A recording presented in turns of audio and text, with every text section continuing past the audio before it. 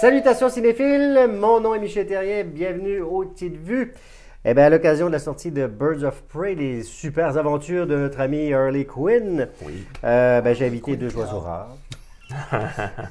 Gary l'aigle noir chéri et Stéphane l'abuse. Ben oui, parce qu'il abuse souvent. Il abuse de nous, il abuse parfois du temps. Enfin bref. C'est le producteur! C'est le producteur, donc c'est l'abuse. Alors, on a affronté vents et tempêtes. Oui, parce que la sortie du film, à moins de l'avoir vu jeudi soir, là, c'est ça, Gary avait prévu le coup. Donc, il était là au premier grain de neige.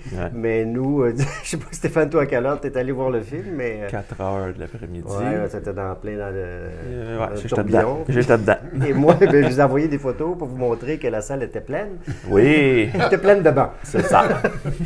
Alors, Gary, toi, est-ce que tu as aimé ces oiseaux? Ces oiseaux de proie. Bon, moi, j'ai hâte tout à l'heure Oiseaux de d'entendre malheur, l'opinion de... Non, mais j'ai hâte d'entendre l'opinion de notre cher ami Stéphane Soucy, parce que souvent, il parle de girl empowerment. Puis là, je pense que ça, c'est le film totalement fait pour ça. En plus, c'est Margot Robbie qui produit. Ouais. La réalisatrice Cathy Yan, ben, tu sais, bon, lui donne sa chance, parce que quand tu regardes sur IMDb... Lui donne sa chance, ça va Non, mais quand tu tu regardes sur IMDb, tu sais, qu'est-ce qu'elle a réalisé, ben, tu sais, personne ne sait c'est qui, vraiment. Pas qu'elle est mauvaise ou quoi que ce soit. Mais, OK. Là, parlons du film. Ouais. On est là pour ça. Ouais. C'est un ramassis de recettes pour faire un film qui s'avère être juste correct ou ordinaire. Alors, Harley Quinn parle comme une broad, comme on dit en anglais, des années 60 avec l'accent de Brooklyn. T'es à Gotham City, mais au lieu d'être sombre, ben l'image est, ils ont joué avec la saturation, le hue qui fait un peu pétant. Mais là, quand on arrive dans le soir, dans certaines scènes, tu dis bon, c'est du CGI, c'est des set extensions, donc pas d'uniformité. Côté uniformité, est-ce qu'elle est bonne, est-ce qu'elle est méchante, est-ce qu'elle est fun, c'est comme tu sais jamais sur quel pied danser avec elle. C'est ça le personnage. Oui, c'est ça le personnage parce qu'elle est folle, mais tu sais, c'est juste qu'à un moment donné, il faudrait avoir un peu plus de constance dans le scénario, savoir où c'est qu'on s'en va. C'est des recettes, la narration, on avait parlé lors de la bande-annonce qu'ils font comme Deadpool. C'est plus ou moins réussi parce que le côté sarcasme, humour noir, décapant que Deadpool fait, là-dedans, tu ris pas. Ouais, mais Deadpool n'a pas le monopole de la narration. Non, l'extra-narrateur. Non, mais tu sais, tu regardes... les vieux films de gangsters des années... Exactement, c'est ça que j'allais... Alors, la gonzesse est venue à mon bureau. Oui, c'était une façon de faire, c'était une façon... D'accord, mais c'est juste que c'est une imitation pareille. C'est dans la façon que c'est raconté. Ouais. Tu sais, puis... Bon, ça sent la recette sur plein de... Il y a des belles chorégraphies. Tu vois que les filles ont travaillé fort pour... parce que c'est elles-mêmes qui ont fait les chorégraphies de combat et tout ça. C'est bien tourné. Mais le film, tu sais, côté girl empowerment, là-dedans, tous les hommes, c'est des trous de cul. Tous les hommes, c'est des abuseurs. Il y a plein de situations où est-ce que tu as l'impression qu'elle va se faire agresser ou je sais pas quoi. Mais ça n'en est rien. OK, chic, c'est pas évident en tant que femme de vivre dans un monde d'hommes, là. Mais là, ça, c'est comme stamp. Puis tous les personnages féminins qu'il y a dedans, tu sais, je vois pas qu'est-ce qu'il y a d'inspirant pour une fille, là. Tu sais, en tout cas, ça, c'est moi. C'est difficile à dire pour nous. C'est difficile à dire. Ouais, c'est ça, c'est difficile à dire. Dites-le nous, on veut le savoir, là, si vous êtes une fille, qu'est-ce que vous avez pensé de ça? Mais, tu sais, comme film, c'est correct sans plus. Moi, sans plus. Ben là, moi, répondre à ta question, qu'est-ce que j'ai pensé du girl empowerment, ça m'a pas dérangé dans ce film-là.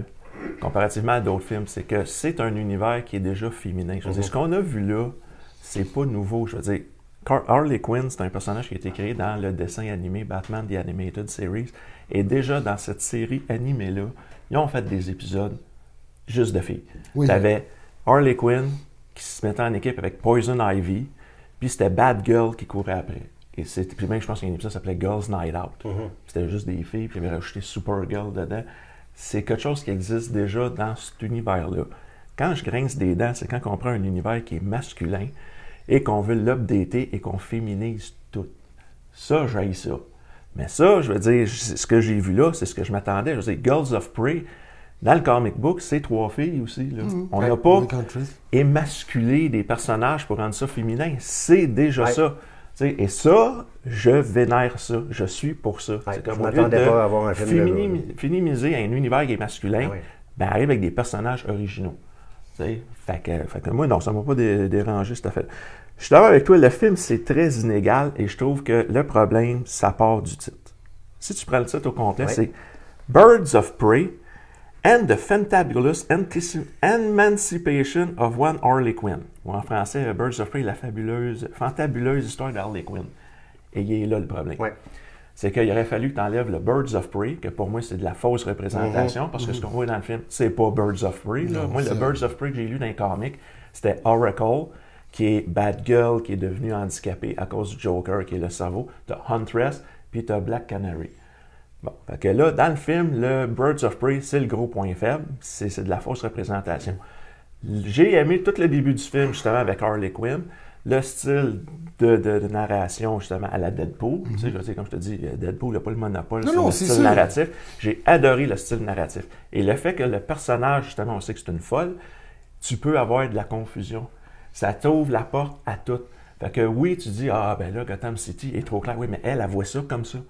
Tu sais, elle est habillée, c'est extravagant, c'est brillant, dans des couleurs brillantes. Elle, son univers, c'est qu'elle est la star de cet univers-là. Donc, visuellement, ça incarne très bien le personnage. Puis même le côté urbain que j'ai très aimé, qui me rappelle un peu le Joker. Je trouve des fois, il y aurait, je fais, mon Dieu, on va-tu se rapprocher de cet univers-là? Jusqu'à temps qu'on me mette les images de Suicide Squad pour faire un flashback. Je fais, come on, il y avait l'occasion de se détacher de Suicide Squad, parce que moi, j'ai haï des Suicide Squad en passant. Fait que c'est ça. Fait que toutes les scènes avec Harley Quinn, là, super le fun.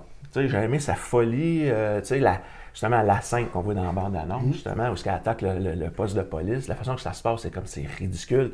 Mais comme je dis, c'est dans sa tête, c'est son point de vue à elle. Bon, là, le côté Birds of Prey, là, c'est complètement bâclé. Comme, tu sais, premièrement, Black Canary. Bon, on sait son pouvoir, là, c'est de crier et péter des vitres. Quand est-ce que c'est expliqué, ça? Je veux dire, moi, je le sais, j'ai lu le comic book, mais quelqu'un ne connaît pas ce personnage-là. C'est très mal défini. Je veux dire, elle est chanteuse d'un bar. Ça arrive à la fin. Ben oui, mais ça arrive à la fin, ça sort de nulle part. En plus, c'est comme, allez, Black Canary, fais ce que tu sais faire. OK, comment? Tu le sais ce qu'elle sait faire. Tout ce qu'on a vu, c'est qu'elle pète un verre en chantant, mais tu sais qu'elle est capable de faire. Tu ne sais pas ce qu'elle fait, mais elle fait ça. le personnage de Huntress, je l'ai détesté. C'est une caricature du personnage. J'ai pas aimé son look. No. Ça avait l'air d'un espèce de habillé au Dollarama avec une chaîne en plastique. Tomboy raté, là. Tomboy raté. C'est un personnage qui c'est quasiment comme un Punisher féminin, normalement. Là, c'est une caricature, ça n'a pas d'allure. J'ai fait, tant qu'à ça, mettez l'épaule. Oui, parce que, tu sais, Huntress, dans les faits, dans le côté dessin animé, tout ça, et comique, c'est badass. Là, c'est comme, je la regarde, puis, bouf. C'est ça. Puis là, le personnage de Montoya, c'est respecté de ce que c'est comme personnage dans la mythologie Batman, mais je trouve de la façon qu'il l'a amené, qu'elle fait partie de Birds of Prey, pour moi, c'est non. Non. Ça aurait été intéressant qu'elle reste une police dans la police, puis qu'elle court après Harley Quinn, puis il y a comme une confrontation entre les deux, ça aurait été plus intéressant pour ça. Le personnage de Black Mask. Moi, là, quand tu signes un acteur qui va jouer un personnage qui porte un masque, puis qui porte pas le masque, là... Pendant le 3/4 du film. Prends-en un autre ou change de personnage. Tu sais, c'est comme dans le film de Christopher Nolan, ça aurait fait Bane, là, parce que c'est Tom Hardy, ben, il porte pas le masque de Bane. Tu sais, j'aime autant comprendre tout croche ce qu'il dit, mais qu'il porte son masque. C'est un peu comme le scandale du film de Dredd, c'était quoi? C'était que Sylvester Stallone, il avait pris son casque pour y voyait à la face. Là, tu prends un méchant qui s'appelle Black Mask. À moins que j'aille manquer quelque chose dans les comic book, mais moi, il me semble que j'ai jamais vu ce méchant-là enlever son masque. C'est ça le mystère, c'est Black Mask. C'est comme un Mandalorian t'enlève pas ça. Qu'est-ce qui se cache en dessous de ça? Hey, là, on passe là, le 7/8e du film à voir Ewan McGregor. C'est juste à la fin, là, quand il va arriver la grosse confrontation finale, qu'il met son masque. Puis là, tu fais, OK, pourquoi tu le mets là? C'est pas que ça te donne des pouvoirs, puis on sait t'es qui, t'es pas obligé de te cacher en face. Je veux dire, autant pour les méchants que nous autres, on sait t'es qui. C'est complètement ridicule. Moi, là, quand les producteurs font ça, c'est comme, gars, prends un acteur moins connu, ou prends-en un qui a le guts de se cacher à la face. Ouais. Comme, non, mais tu sais, parce que c'est du gaspillage. Là. Ben ouais, mais c'est parce que tu fais toute ta publicité. Oh, on va voir le méchant Black Mask. Bon, quand tu lis les comics, Black Mask, c'est un méchant important dans l'univers de criminalité urbaine. Là, c'est pas un méchant. Bon. sais, là, quand tu vois ce qu'ils font avec, je fais « Ah, comment? » Ben non. C'est ça. Mais je trouve que Margot Robbie pour Harley Quinn, ça équivaut à Robert Downey Jr. pour Iron Man, Hugh Jackman pour Wolverine. Oui, elle s'est appropriée le personnage. Côté casting là-dessus, elle est vraiment bonne parce que elle est autant. Tu sais, quand on regarde un peu le côté des dessins animés tout ça, là, c'est le même personnage. C'est une folle. Point. Ouais, mais la façon qu'elle joue, elle s'est vraiment approprié le personnage. Je veux dire, là, moi, j'en vois pas une autre jouer ça. Ben non, c'est fini là. Ouais, fait que là, il reste juste à prendre le personnage puis le mettre dans un scénario. Là, il va y avoir deux Suicide Squad, puis elle a dit qu'elle revenait avec eux autres, alors on va voir. Mais moi, ce que j'ai trouvé décevant, c'est que c'est ça, moi je m'attendais à voir un squad, et je n'ai pas vu ce squad-là avant la fin du film. C'est ça qui est très dommage, parce que le film est très décousu, puis c'est ça la grande problématique du film. Moi, ça m'a pas tellement dérangé qu'on ait repris un peu le côté visuel de Suicide Squad, parce qu'il faut quand même faire qu'il y ait une espèce de suite logique, sinon on a je parle des flashbacks. Parce que moi, je pense aussi, on n'avait pas aimé l'origine qu'il avait faite avec le Joker. Puis là, j'ai dit, en plus, ils font un peu l'origine en dessin animé. Je fais, OK, on repart ça comme il faut, on se détache de ce qui s'est passé dans Suicide Squad. Parce que là, on sait que DC, ce qu'ils ont fait avant, ils essayent de se détacher. Puis repartir ça avec des films individuels. Parce qu'ils appellent ça maintenant. Je pensais qu'on allait là qu'on fait une référence à ça. Mais j'ai aimé là, ce qu'ils ont fait comme dans Suicide Squad, là, quand ils présentent les personnages avec le nom, puis pourquoi que la personne la déteste. Là. Ça nous rappelle vraiment c'est très comic book aussi. Fait que ça c'est très très bien réussi.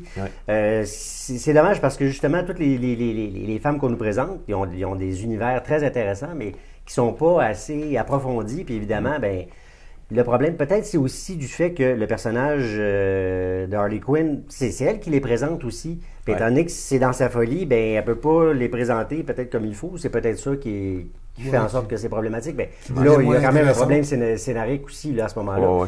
Parce que ce sont des personnages qui auraient eu avantage à être vraiment bien présentés pour qu'à la fin, parce que là, moi j'ai l'impression que j'ai dit à un moment donné, voyons, les chapitres là-dedans sont vraiment pas bien identifiés. J'ai dit, voyons, je suis rendu où, moi, dans le scénario là-dedans, je suis rendu où dans le film? Parce qu'ils se promènent. Mais moi, ça m'a pas dérangé parce que, comme je dis, elle est folle. Oui, non, mais il fait des flashbacks, tout ça, ça me dérange pas. Mais c'est parce qu'à un moment donné, je me dis, voyons, je suis rendu où? Moi, là, je suis rendu. Ah, OK, je pensais que je suis au dernier acte, mais je suis pas au dernier acte parce que il y a un problème au niveau du scénario qui fonctionne pas. Moi, quant au fait de Black Mask, ça m'a pas dérangé parce que j'ai adoré la performance d'Ewan McGregor dans le film, complètement. Je sais pas. Oui. Je comprends que ça vous a déçu. Non, point de vue performance, c'est correct. Je suis avec toi à 120%. Il vous donne un bon show. C'est du cartoon, là. C'est ça, parce que c'est parfait. Là, parce qu'évidemment, on a choisi ce comédien-là pour le jouer. Si tu avais mis, par exemple, je sais pas, moi, Gary, c'est parfait, là, on veut pas le voir. Mais non, mais je comprends. T'aurais pu prendre le même acteur qui joue un méchant, enlève le nom Black Mask, appelle-les genre John Doe méchant. Non, mais qui garde son nom CL6, tu sais, tout le nom. Mais puis à part ça, je veux dire, ce masque de caoutchouc de marde là, c'était épouvantable, là. Je veux dire, tant qu'à ça, il était aussi bien de pas le porter. C'est ça. Il l'a porté 30 secondes à l'écran, vraiment. Il le met à la fin pour dire « Hey les amis, j'ai mis mon masque! Je suis sorti avec mon masque parce que j'étais fâché. » Mais je dis, il a l'air bien plus fâché quand il l'a pas, ce maudit masque. Fait que ça, c'est épouvantable. Puis c'est ça, puis c'est décevant parce que quand ils se retrouvent tous ensemble, les filles, et là tu dis, ils vont avoir leur pouvoir, puis ça va être nice, ils vont se battre. Puis non. C'est dommage parce que c'est quand ils se battent seuls que c'est intéressant. Et là, cette espèce de dernière scène de bataille à la The Man with the Golden Gun, c'est moi ça m'a un petit peu déçu. Fait que c'est comme un peu inconstant le film, et il manque de consistance. Il y avait de quoi d'intéressant. Moi, j'étais très j'avais le goût de voir ce film-là. Moi, contrairement aux autres, j'avais quand même aimé Suicide Squad, que je n'aurais pas dû revoir, parce que la deuxième fois, il m'a un peu déçu. Ah ouais? Oui. Non, mais des fois, tu vas voir un film, tu t'attends à rien, puis je vous l'avais déjà mentionné que j'avais aimé le film. Et des fois, il y a des films que tu te dis, OK, tu l'as aimé, puis... Après ça vieillit mal. Non, mais c'est pas que ça vieillit mal, c'est que... c'est parce qu'il a écouté ce qu'on a dit, puis il a fait, ils ont raison, finalement. Non, mais peut-être pas, mais tu sais, sur le coup, des fois, tu t'attends à rien, tu es au cinéma, puis... My God, t'as du fun. Puis là, quand tu le réécoutes de nouveau, tu te dis, OK, c'était pas si bon que ça. Non, mais bref, en tout cas. Moi, tu vois, Harley Quinn, c'est un film qui m'intéressait pas jusqu'à la dernière bande-annonce. Celle que ça commence, qu'elle rentre dans le poste de police. Là, j'ai fait, là, tu viens d'attraper mon intérêt. Il y a quelque chose d'intéressant. Je suis allé le voir, le début du film, j'ai adoré. C'est parce que c'est centré sur Harley Quinn. Et le fait qu'elle veut se détacher du Joker, de ne pas être identifié au Joker. Et c'est là que je trouvais que le titre Birds of Prey, enlève-moi le Birds of Prey, mais moi juste l'émancipation de Harley Quinn. Parce que c'est ça, on part sur cette thématique-là. Et comme je te dis, tout le premier tiers du film, j'ai trippé, j'ai embarqué dedans. Mais quand on commence à amener les éléments de Birds of Prey, on arrive comme ça à la finale. Mais c'est la problématique là, de plusieurs films où on veut avoir tellement de super-héros, tellement de personnages, parce qu'on a l'impression que les gens vont s'ennuyer. Mais regarde le film, le Joker, il est tout seul pendant tout le film, puis on s'ennuie. Regarde il était tout seul. Parce que tu vois, tu parles des scènes de combat. Quand c'est Harley Quinn tout seul, là, dans le poste de police, c'est impressionnant. Ça, c'est probablement très bien bonne scène. en plus. Une bonne scène d'action. Puis le début du film, où c'est assez violent et vulgaire pour un univers féminin. Comme tu dis, là, je fais « Wow, c'est le fun, là. » Parce que là, c'est des filles, puis on casse des jambes, puis motherfucker, puis go fuck yourself, puis des fingers, puis j'ai fait... Bon, moi, je trouvais ça rafraîchissant, parce que souvent, les films avec des filles, c'est trop, il faut qu'elles soient belles et têtues. Fait qu'on avait le bon personnage, avec une bonne folie, pour faire éclater cet univers-là. Puis comme je dis, le fait qu'elle est folle, tu peux pousser la bombe plus loin. Fait que c'est tout le Birds of Prey qui vient gâcher le film, parce qu'à un moment donné, il y a une scène là, avec Black Canary, là, puis je suis comme, OK, là, je suis tanné, ramène-moi Harley Quinn, là. Là, ça vient des interludes pour qu'à la fin, tout le monde arrive comme ça. Puis ce qui justifie leur union, c'est pas fort. Là. Mais comme les interludes, tu sais, tu dis, t'as le goût d'embarquer des interludes, comme quand t'écoutais Bobino, puis t'avais Barbapapa, puis t'as le goût de l'écouter, Barbapapa, tu l'aimes, là, tu sais, ma manette, tu pognes que l'argole, puis tu dis, oh, moi, c'est pas ça. Fait que là, ceux qui ont en bas de 40 ans, ils font « Quoi qui parle? » Googlez ça, s'il vous plaît. C'est ça, appelez Google. Et Barbapapa. Bref. J'utilise ma carte Joker pour vous dire que c'est terminé, parce que je peux faire n'importe quoi. Vous savez ce que c'est. Pour vous demander votre... 5. Eh, mon Dieu, t'es sévère? Oh, oui.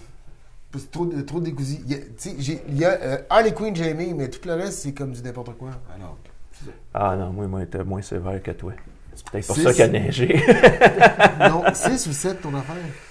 Moi, entre les deux, 6.5. Oh. 7, c'est trop fort pour ce que c'est, mais je trouve que pour voir Margot Robbie, tout l'aspect Harley Quinn que j'ai trouvé. Écoute, je reverrai le film. Non, elle vole le show. Je pourrais revoir le film, mais je peux pas dire un 7 parce que ça, c'est comme trop. Enfin, moi, c'est un 6.5. Il y a des morceaux individuels, mais c'est ça le problème, c'est que c'est des morceaux individuels qui fait que dans la somme, je peux pas donner plus que... Mais ouais, faites-moi un film sur Huntress, je vais être très intéressé, mais faites-moi ça juste là-dessus, avec un costume qui est acheté ailleurs qu'à l'aubainerie. Au village des valeurs, en fait. Puis, ça va être vraiment meilleur parce qu'il y a vraiment une histoire intéressante. Mais tu sais, ça se passe en 3 secondes d'écart. Tu sais, c'est ça qui est dommage. Donc, et toi, t'as deux? Moi, j'ai un 5. Hein? Ah, bon. Tabarnouche. C'est rare. C'est moi, d'habitude, je suis méchant, puis je suis sévère là-dedans. Mais il aimait ça, lui, les confettis. Tout ça, on est dans le bizarro world. Oh my goodness, oui. Alors, écoutez, nous, on veut savoir qu'est-ce que vous en avez pensé. Puis, on aimerait ça que les filles nous disent qu'est-ce qu'ils en ont pensé, parce qu'habituellement, c'est toujours les gars qui nous disent nous, on aime ça, on aime ça, blablabla. Bref, abonnez-vous.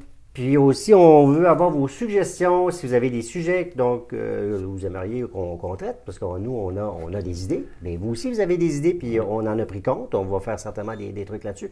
Vous aimeriez qu'on fasse un sondage. Vous aimeriez qu'on vous sonde sur certains sujets. On peut faire ça aussi. Stéphane, il n'aura pas le choix si vous dites qu'est-ce que vous voulez qu'on fasse. Donc, abonnez-vous, cliquez sur le bouton, puis on vous revient bientôt.